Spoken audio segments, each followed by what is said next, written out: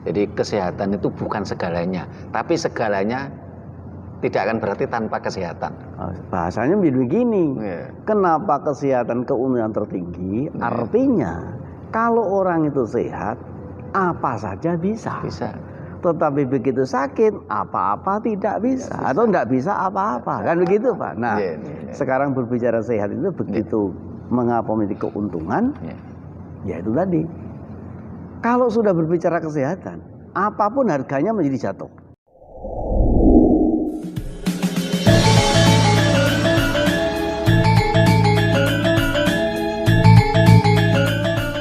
Rahayu. Rahayu. Para pemirsa yang kami hormati, kita berjumpa kembali dalam kegiatan Lembaga Pengkajian Pelestarian dan Pengembangan Budaya Nusantara. Dan saat ini kita masih di Hall Wisma Sangha Theravada Indonesia.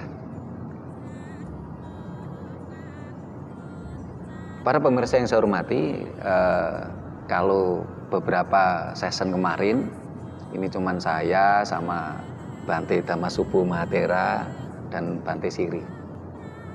Saat ini kita kedatangan tamu lagi, Pak Dr. Himawan. Rahayu Pak Dokter, Rahayu Pak Sigit, Rahayu Bante Dhamasubo, Rahayu Bante Siri. Ini agak gayeng karena 4 orang Bante ya. Jadi biar berbeda dengan yang lainnya. Seperti tadi waktu ada Pak Gunawan sama Dokter Gina itu kan gayeng juga. Nah, para pemirsa yang saya hormati, bagi para pemirsa yang sering nyimak channel kita, ini beberapa waktu yang lalu dalam video kita yang berjudul What is Java? Apa itu Jawa? Itu kita bedah. Ketika bicara what is Java atau apa itu Jawa? Jawa itu menjadi 3 hal. Yang pertama adalah spirit of Java. Yang kedua adalah Javanese culture. Yang ketiga adalah Javanologi. Javanologi adalah ilmu pengetahuan, ilmu teknologi tentang Jawa.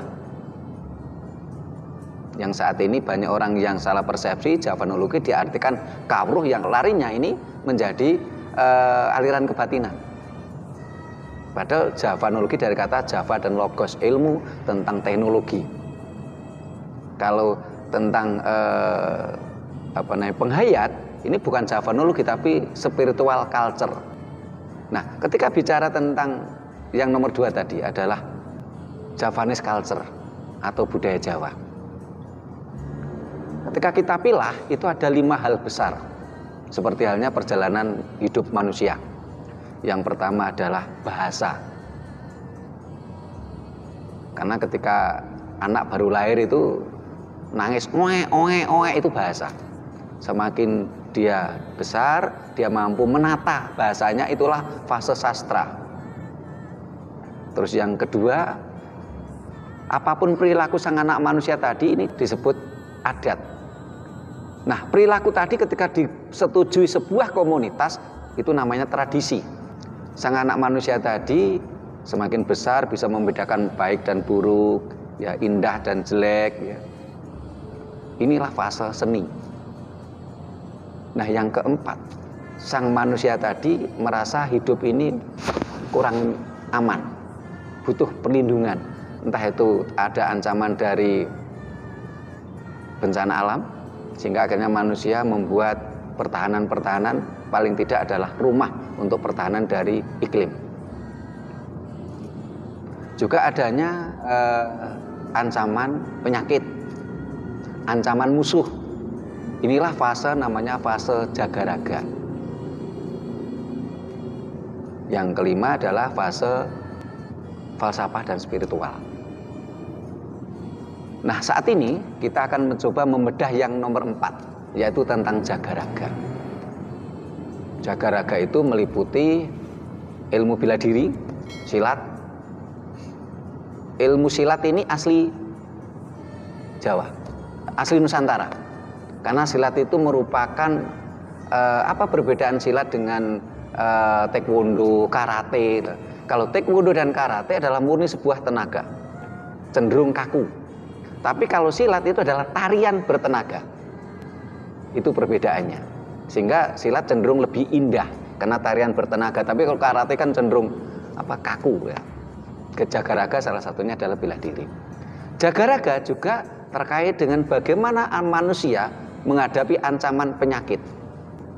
Nah di sini ada Pak Dokter, nanti kita harapkan Pak Dokter membahas tentang ilmu Jagaraga Nusantara. Sehingga tema kita adalah Jagaraga Nusantara. Bante Dhammasubhu, seorang spiritualis, seorang budayawan Buddhis, ya tentunya di situ juga banyak mengenal ilmu Jagaraga secara spiritualis, sehingga badan tetap sehat.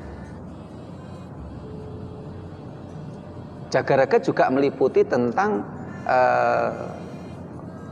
pengobatan alternatif dan pengobatan tradisional, pengobatan enzimatik maupun pengobatan pakai mantra dengan energi vibrasi pada alam semesta.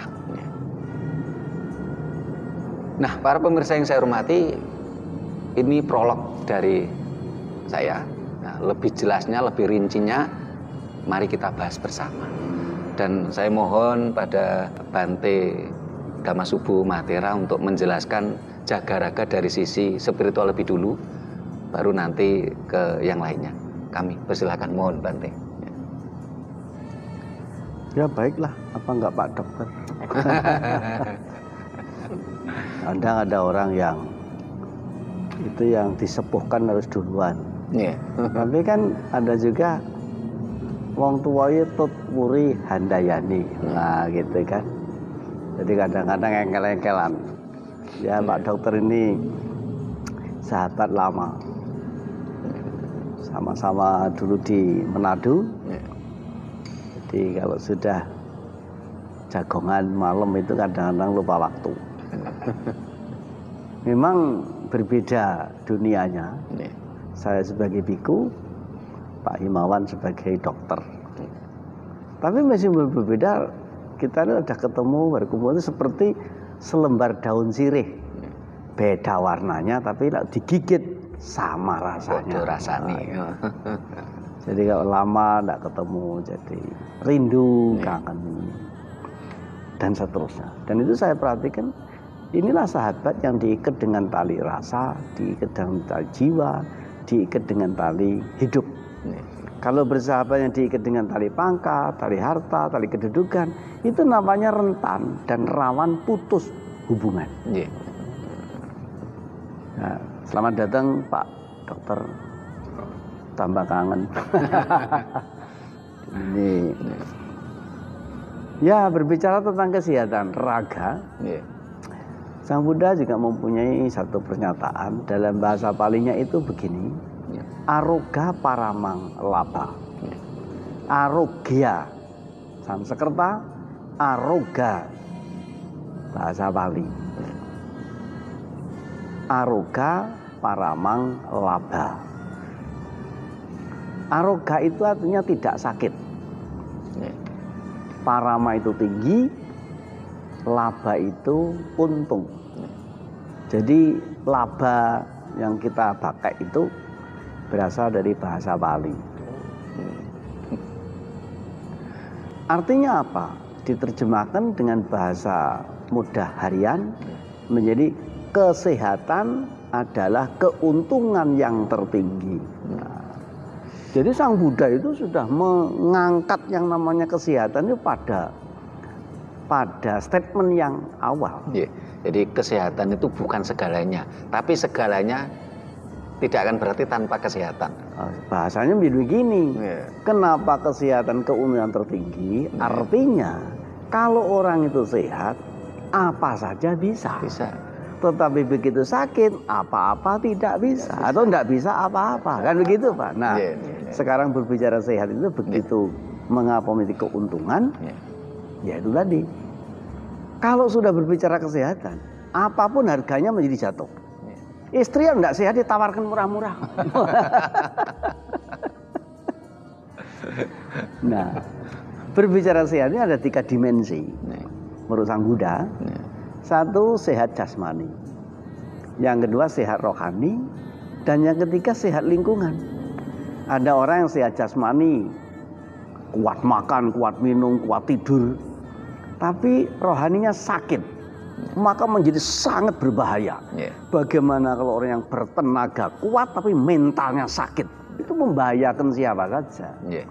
Nah, karena yang kedua, kita harus merawat, berusaha menjaga namanya kesehatan rohani. Tapi juga belum cukup kalau tidak sehat lingkungan. Sekarang ini banyak orang yang menyatakan sehat rohani, bahkan dia ceramah, khotbah, dakwah di mana-mana. Tapi rohaninya sakit. Padahal dia ceramah tentang rohani, tapi rohaninya sendiri sakit. Nah, itulah makanya. Ciri-cirinya adalah nyinyir, contoh melihat apa saja pahit. Nah, gitu orang sakit kan gitu Pak Dokter. Dulu kita masih sakit, piye le, ngombe pahit, sate pahit. Nah, gitu kan sakit. Tapi kalau sehat, apapun enak. Iya. Nah, jadi, kalau sakit rohani itu lihat apa-apa salah gitu. Nah, sehat rohani itu ukurannya juga sehat lingkungan. Karena ada orang yang merasa rohaninya paling sehat. Bahkan dia mengaku setiap 5 menit 1 kali itu WA dengan Tuhan. Tapi ternyata bertahun-tahun tidak akur dengan tetangga, tidak baku tegur sama orang tua dan mertua. Wah, itu kan. Sehingga khotbahnya muluk-muluk tapi rumah tangga sendiri remuk.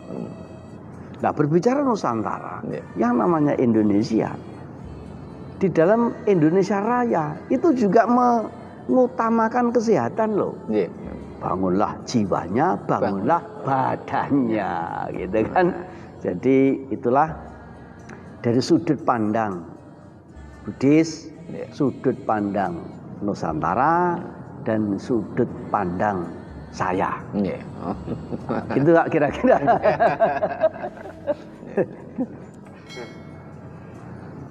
Jadi Pak Dokter, ini kan punya sudut pandang lain lagi. Pasti itu Bante ya. Nah, sana orang perbangan, sana mana pokoknya kalau sudah sakit-sakit, terus dikasih obat merah itu, meskipun sakitnya sembarang obat. Gambar Soekarno-Hatta. Nah, itu kan obat merah itu, selalu sehat. Gitu. Terima kasih Bante Dhammasubhu. Ini saya mau tanya sama Pak Dokter Himawan ini. Ketika bicara Nusantara terakhir kita ini kan Majapahit. Setelah Majapahit, pasca Majapahit kita terpuruk. Sehingga kita ada istilah itu, bangsa Nusantara dikutuk oleh alam dan leluhurnya setelah pasca Majapahit. Karena terpuruk, menjadi budak bangsa lain, konflik di mana-mana. Bahkan kerajaan pasca Majapahit Demak itu masa pemerintahnya cuma 35 tahun. Itu pun konflik terus. Setelah Raden Patah itu kan rajanya Adipati Unus. Adipati Unus mati terbunuh. Penggantinya itu seharusnya adalah Pangeran Surawiyoto, bapaknya Aryo Penangsang. Tapi Pangeran Surawiyoto dibunuh oleh Sultan Dardiri sama Sunan Prawoto. Terbunuhnya di sungai, sehingga akhirnya terkenal Pangeran Sedolepen. Sehingga ketika Aryo Penangsang menuntut kerajaan Demak itu memang dia yang berhak sebenarnya.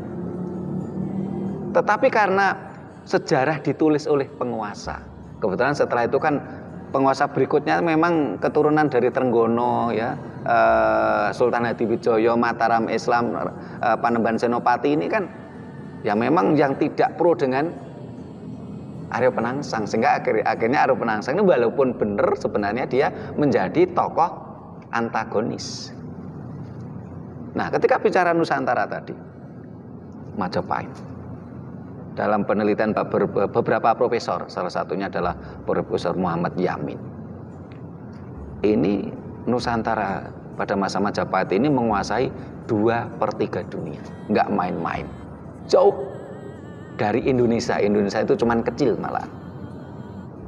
Tetapi ketika bicara sebuah kerajaan besar, walaupun di dalam berbagai sastra dikatakan negeri Mojopahit Nagri Samitumiyung. Jadi pada waktu itu kerajaan-kerajaan lain itu tidak ditaklukkan. Kalau istilah Bante kemarin itu ekspansi tanpa invasi Majapahit itu. Karena kerajaan lain itu tumiyung, bukan ditaklukkan. Mereka merasa nyaman untuk bergabung. Nah, konsep pemerintahan Majapahit ini diadopsi oleh Inggris dengan konsep persekemakmuran. Sehingga karena merasa nyaman, Australia yang kerajaan maju, negara maju, makmur itu pun sampai detik ini tidak mau lepas dari persemakmuran Inggris. Karena pada waktu itu ada catatan bahwasanya Jenderal Raffles ini membawa berbagai literasi, berbagai artefak, ini 40 kapal.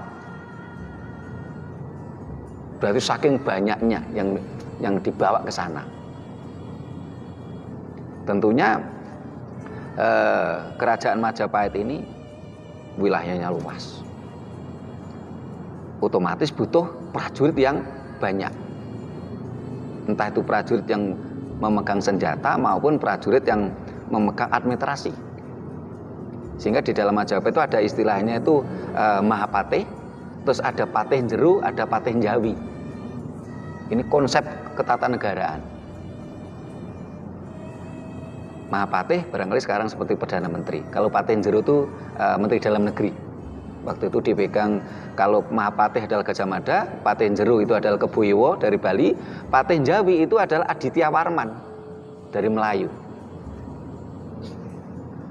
Dibutuhkan tentara yang pegang senjata, yang pegang administrasi. Ya. Tentunya ketika terjadi perang pasti ada yang terluka.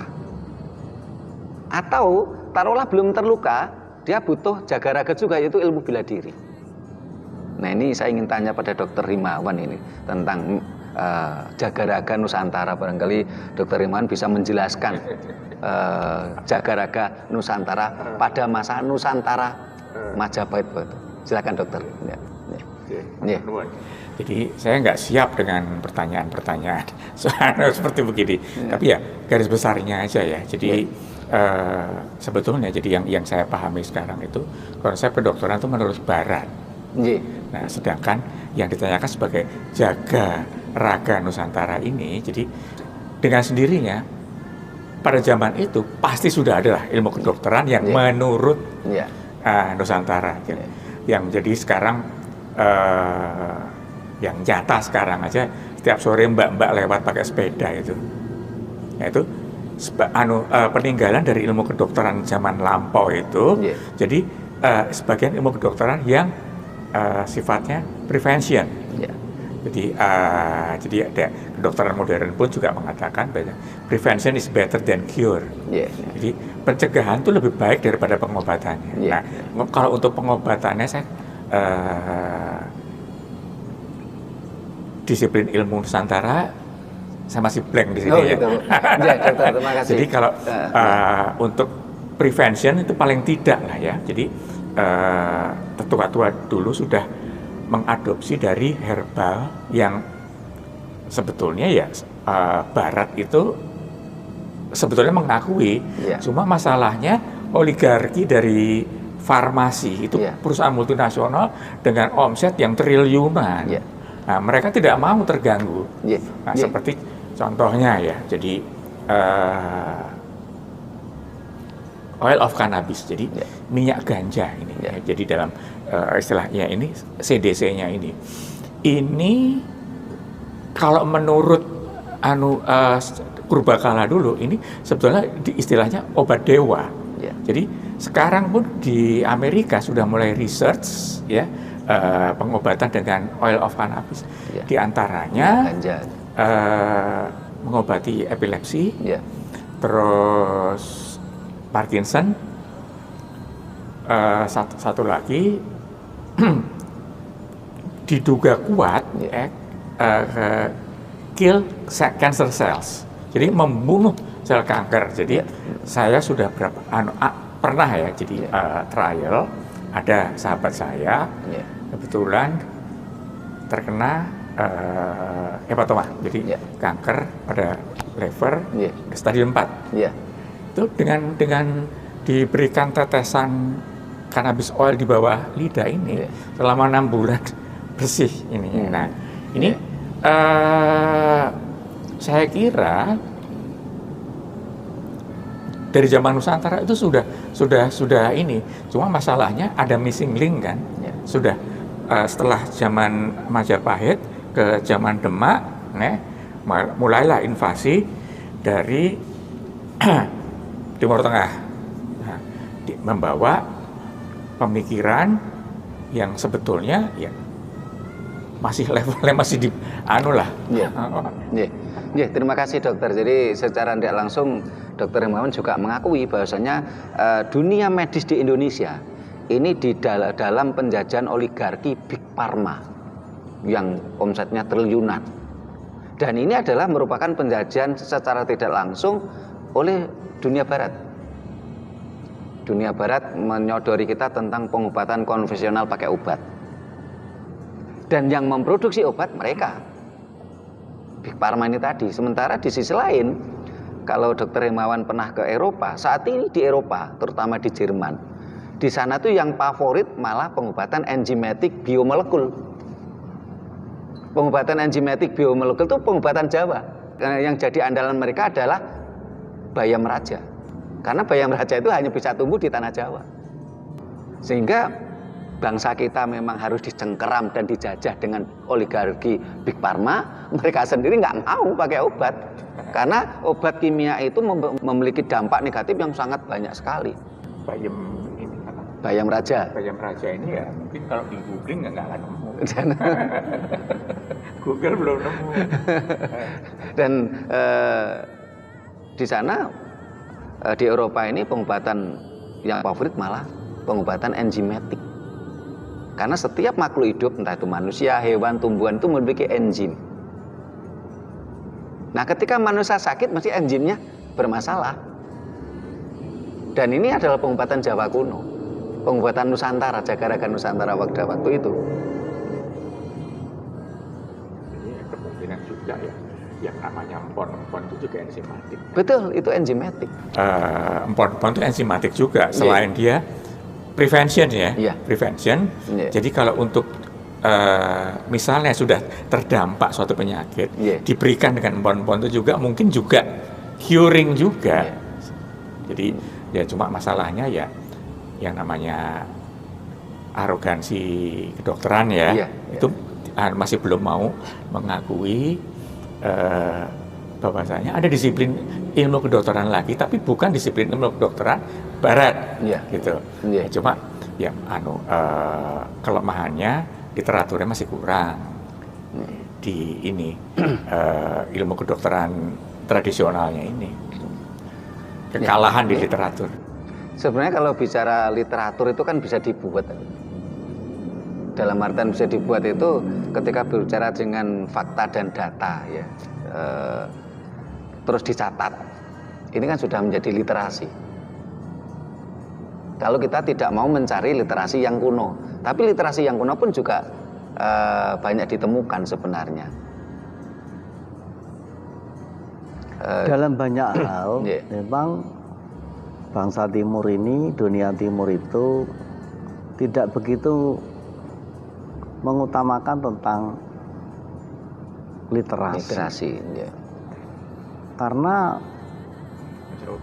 saking banyaknya dan saking mudahnya. Jadi banyak yang tidak di literasi, tidak dibuatkan dokumentasi gitu. Seperti ini ukir Jepara. Ini tidak ada yang membuat katalog, tidak ada yang membuat hak cipta, tidak ada yang membuat dokumentasi. Saya datang ke pengukir-pengukir tidak punya itu referensi, dokumentasi dan seterusnya. Nah, sementara dunia lain yang saking sedikitnya, maka dia itu membuat dokumentasi. Karena memang cuma sedikit Bante. Karena memang sedikit. Sementara kita banyak sekali. Saking banyaknya. Rotan. Kebutuhan rotan dunia itu kira-kira 40% dari dunia Indonesia. Tapi kan orang Indonesia nggak punya hak cipta tentang rotan. Yang buat malah bangsa lain. Tempe. Nah, coba. Yang tempe saat ini yang punya hak paten malah bukan Indonesia. Lah kalau kesaktiannya orang sini, walah itu dibanding dengan penemu-penemu dunia lain. Coba, ini kan wong-wong Jawa Tengah nih. Ini ya lahiran Jawa Tengah. Siapa kan dulu kenal yang namanya Ki Ageng Selo. Penemu listrik. Ki Ageng Selo kan yang senang kebeledek. Itu sebelum di bawah kayak siapa penemu editornya Thomas Edison. Nah, itu usianya lebih duluan Ki Ageng Selo. Ki Ageng Selo kan tak urung-urunge. Sing gampang wae lho. Bayem digodhog dadi kulup lho. Telo digodhog dadi tape. Terima kasih Bante Dhamasubo. Memang ketika bicara budaya itu kan ada nilai, ada plus dan minusnya. Ketika bicara budaya literasi yang disampaikan Bante Dhamasubo tadi memang benar, karena teknologi kertas itu memang kita agak lamban. Penemu kertas pertama itu kan Chinese, Tiongkok. Yang penemu lebih tepatnya Tiongkok, karena pada waktu itu belum disebut kata Chinese kan disebutnya baru akhir-akhir ini. Tiongkok ini penemu kertas. Sementara kita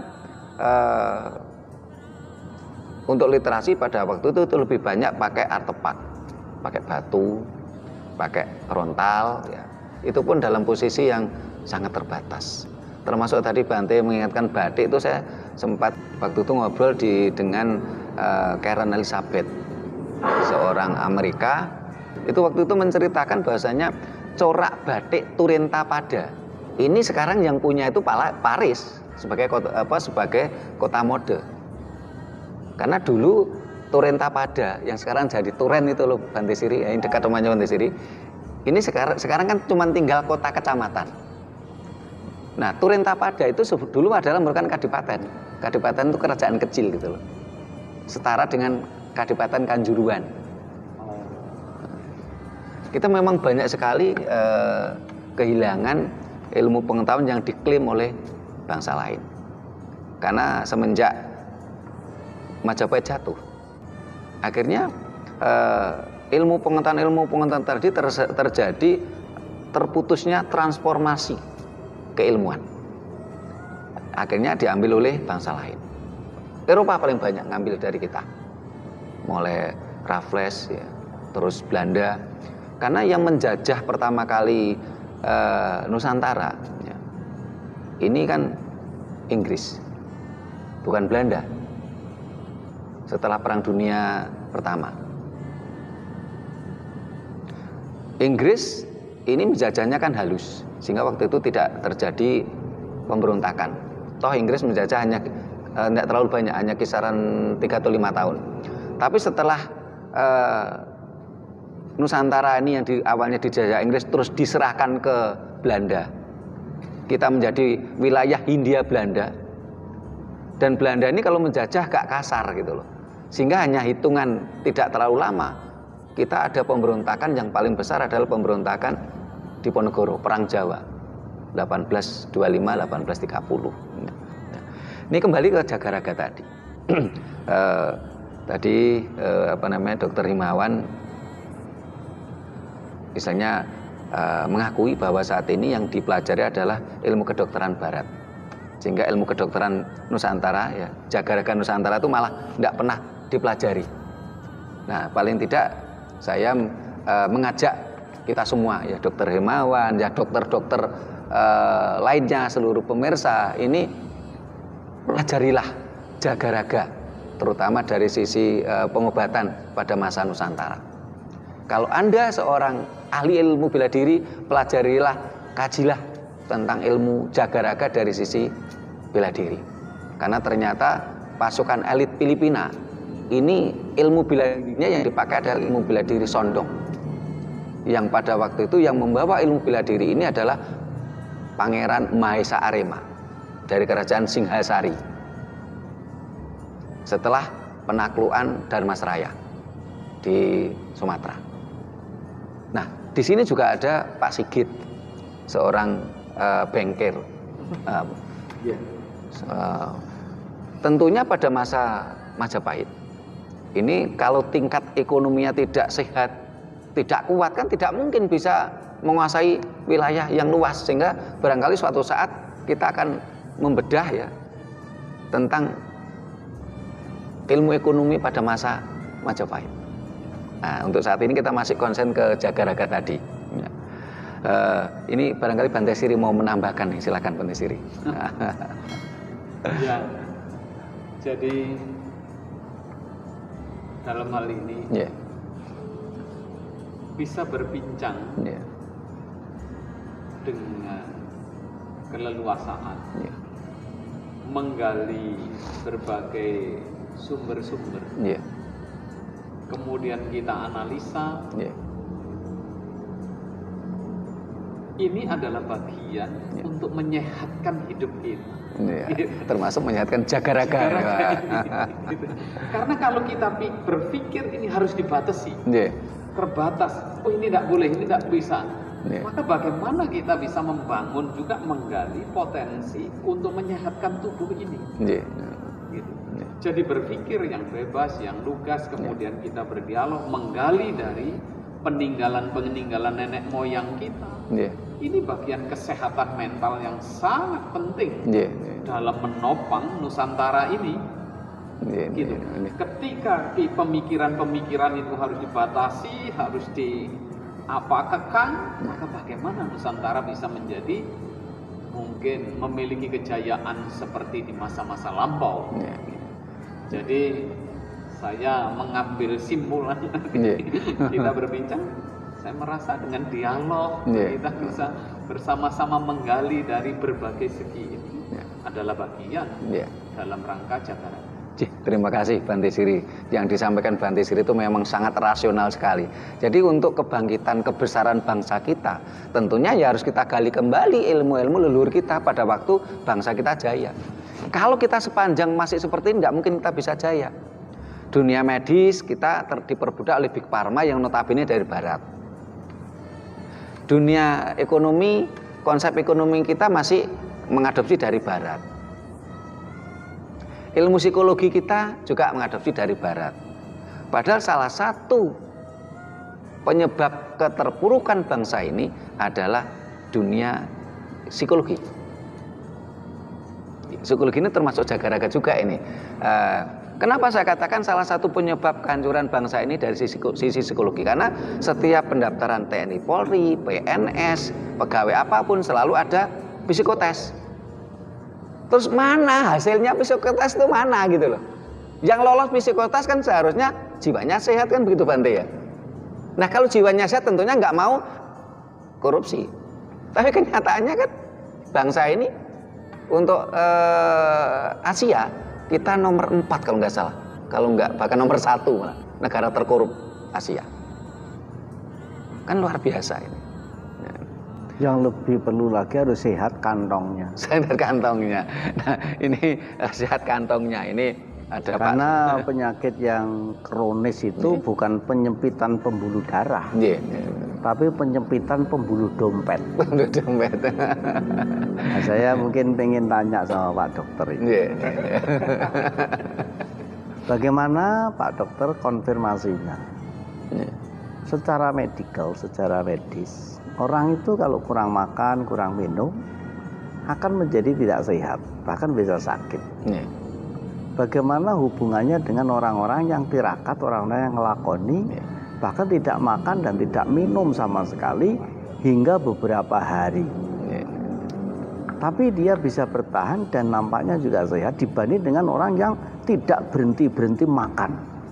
Nah, ini bagaimana Pak Dokter? Jadi ya ini di luar disiplin kedokteran Barat ya. Tapi kedokteran Barat itu juga mengkaji mengenai yang namanya tirakat, puasa, meditasi. Jadi itu sebetulnya power of mind, kekuatan pikiran itu bisa mengendalikan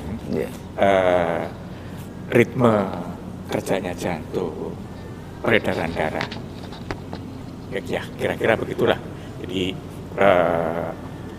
hal-hal seperti begini ya publikasinya sangat kurang. Jadi Jadi misalnya ada juga literasi-literasi itu cuma di lingkungan-lingkungan yang sekarang itu misalnya di apa namanya, ini loh kayak gimnastik itu loh, gym kayak begitu, jadi di fitness first atau apa segala macam kok begitu. Nah di situ ada pembahasan. Jadi misalnya kamu jangan terlalu banyak ini. Itu kan sebetulnya prinsipnya dari tirakat tadi. Kalau kamu terlalu banyak ini, kamu akan akibatnya begini. Coba kamu minum satu hari 100 gram gula ya. Kalau enggak 6 bulan ke depan diabetes. Terima kasih. Terus bagaimana dengan Anda? Ini beberapa kejadian orang yang mengikuti program diet yang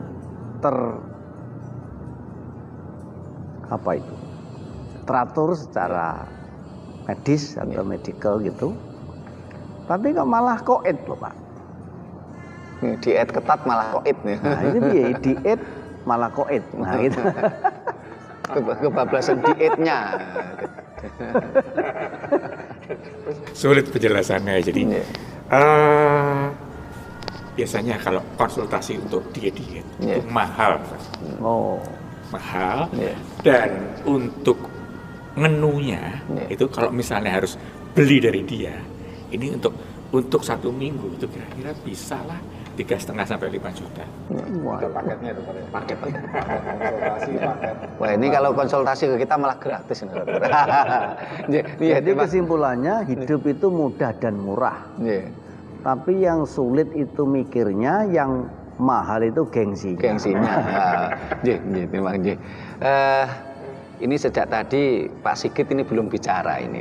Nah, tapi karena ini temanya ini bukan ekonomi, temanya adalah Jaga Raga Nusantara. Barangkali Pak Sigit mau menambahkan silakan. Tapi bertanya pun silakan karena ini saat ini temanya tentang Jaga Raga. Silakan. Baik, terima kasih Mas Trimo. Apa yang saya tangkap, apa yang saya belajar selama ini mungkin bisa menjadi sebuah bahan diskusi atau bisa menjadi sebuah menambah kita dalam berwawasan. Kalau kita bicara mengenai yang tadi mengenai Nusantara, tentunya manusia yang jaga raga tadi, tentunya kita tidak lepas dari manusia seutuhnya. Di mana di dimensi manusia seutuhnya itu kan ada badan, ada raga, dan ada spiritual, ada pikiran segala macam yang harus kita kendalikan istilahnya begitu. Tadi yang disampaikan oleh dokter sama Bante Siri itu memang pengendalian diri itu sangat penting. Ketika itu bisa menopang dari fisik, itu tentunya akan tidak ada masalah. Mungkin yang tadi Bante Damasubu sampaikan mengenai ngelakoni atau puasa itu tentunya tidak hanya sekedar tidak makan tidak minum. Tentunya di situ ada energi spiritual yang mungkin dipersiapkan oleh manusia itu, sehingga pencerahan dari sisi batin itu akan menguatkan fisik gitu. Jadi tentunya apa yang dilakukan oleh dulu oleh nenek moyang kita, leluhur dulu, itu ibarat kalau orang sakit cuma disebul aja mungkin sudah sembuh gitu loh. Itu kan sesuatu kekuatan yang dahsyat yang selama ini mungkin hilang gitu loh. Sehingga pengobatan alternatif yang sekarang juga sudah ada namun tidak digali sepenuhnya, itu juga perlu digalakkan. Karena apa? Karena itu leluhur gitu.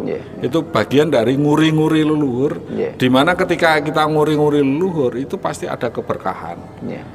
Sehingga kalau kita puja, kita mendoakan leluhur, mendoakan bapak ibu, tentunya ada kekuatan spiritual yang datang gitu pada kita gitu. Nah itu sudah bisa kita buktikan lah ya. Tentunya dengan yang Bante Siri sampaikan, saya jadi ingat. Saya juga kenal dengan pemusik namanya Faris RM. ya. Itu beliau bisa sampai bertahan sampai sekarang, bahkan dia berkolaborasi dengan anak-anak muda.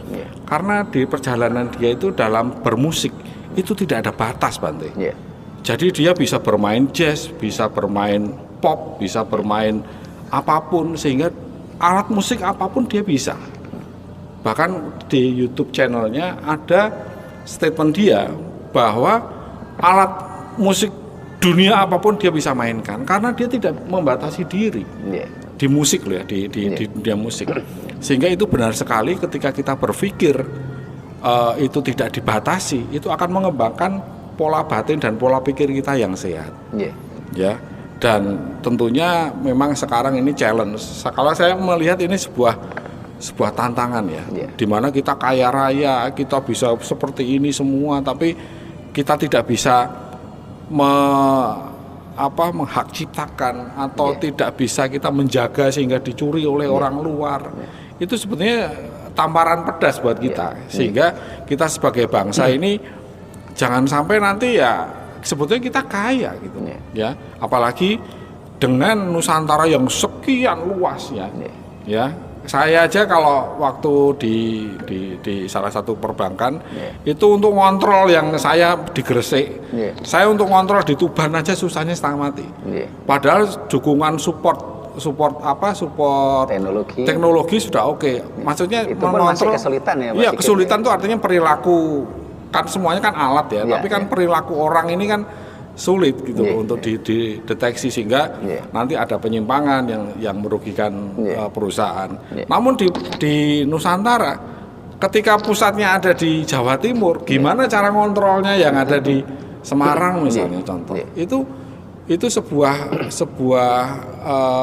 fakta yang kita harus eksplor, ini sebetulnya kekuatan apa yang ada di situ. Sehingga bagi kita sekarang ini untuk mengontrol, misalnya untuk TNI untuk mengontrol di mana, walaupun ini apa yang menjadi sebuah kekuatan, ini harus digalakkan sehingga pondasi-pondasi nenek moyang kita itu bisa dipakai. Sebetulnya apa sih yang ada gitu loh, kekuatan-kekuatan apa, dan tentunya banyak sekali yang kita bisa belajar dari leluhur kita adalah mengenai kematangan rohani, sehingga menimbulkan kekuatan spiritual yang luar biasa.